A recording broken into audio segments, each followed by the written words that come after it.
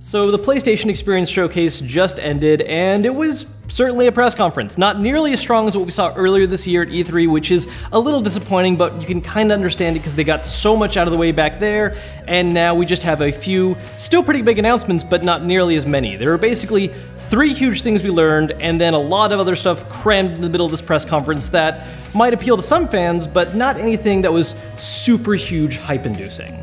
So what was the strong opening? Well, we had a trailer that I think a lot of people weren't really sure what it was until the very last second when we got a big reveal that we are getting a new Uncharted game that is a spin-off, not starring Drake, but instead Chloe, who we last saw in Uncharted 3. Now, what's really interesting about this trailer is that Uncharted is normally seen as a very sort of action-adventure, platforming kind of focused game, which there's still elements of that in here, but this looks much more like a stealth game.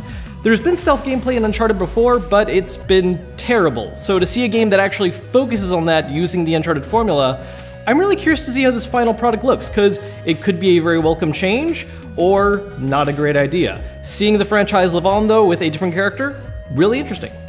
Now, the second announcement, and by far the biggest for me, is the rumor has been confirmed: Marvel vs. Capcom 4 is happening, except it's called Marvel vs. Capcom Infinite, probably playing on the Infinity Stones that take a big plot point for the Marvel Cinematic movies. Now, this trailer was very short and only showed us 4 characters. For Marvel, we got Iron Man and Captain Marvel, who is going to be one of the later movies happening in the universe. And on the Capcom side, we got Ryu, who is in everything from Capcom.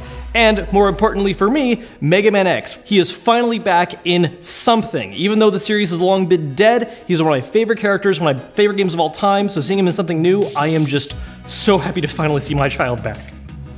Now, it was after this point that the press conference got a little more mixed. We had a really kind of hodgepodge mixture of a lot of different announcements, some cool, some not so much. One of the things that I felt kind of mixed about is that we got a lot of HD collections, but the way they presented them, it almost looked like we were being teased something new from these fan cult hit franchises, and no, not really, they're just HD remakes, which is kind of cool, but not quite the same level. We're getting a Wipeout collection, we finally saw gameplay for the Crash collection, which does look phenomenal, and we're getting a 20th anniversary remake of Parappa the Rappa with a demo going live today. Now, along with this, we also got lots of new trailers, and this was one of the really big weak points of the conference for me, was that we focused on new trailers for stuff that we already know thoroughly enough about. Yes, Horizon Zero Dawn looks like it might be one of the coolest games of 2017. We've seen enough trailers. Yes, Last Guardian is finally coming out.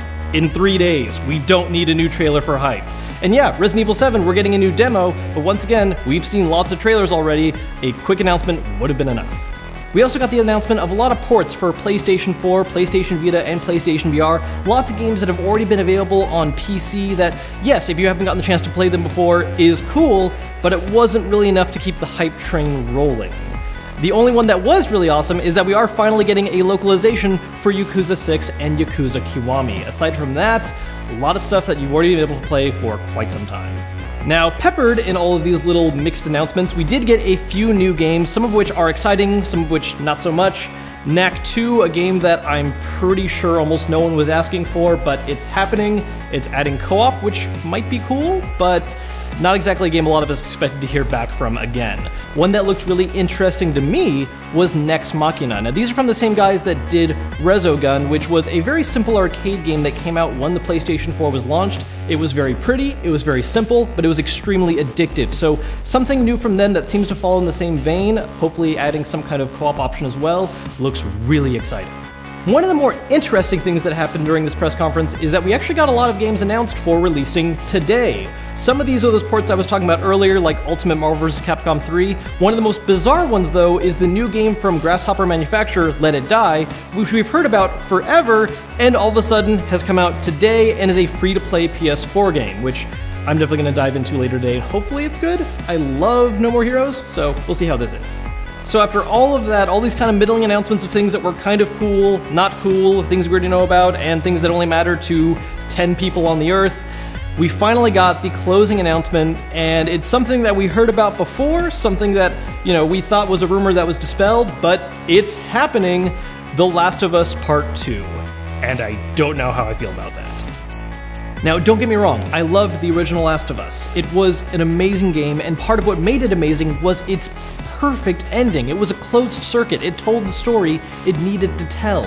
So to make a new game that continues this on, even using a time skip, even maybe adding new plot elements or calling back to the events of the original game in some way, it just feels like a very easy opportunity to ruin everything all in the name of something that you know is going to make a lot of money. Damn it, please don't let this be The Matrix all over again.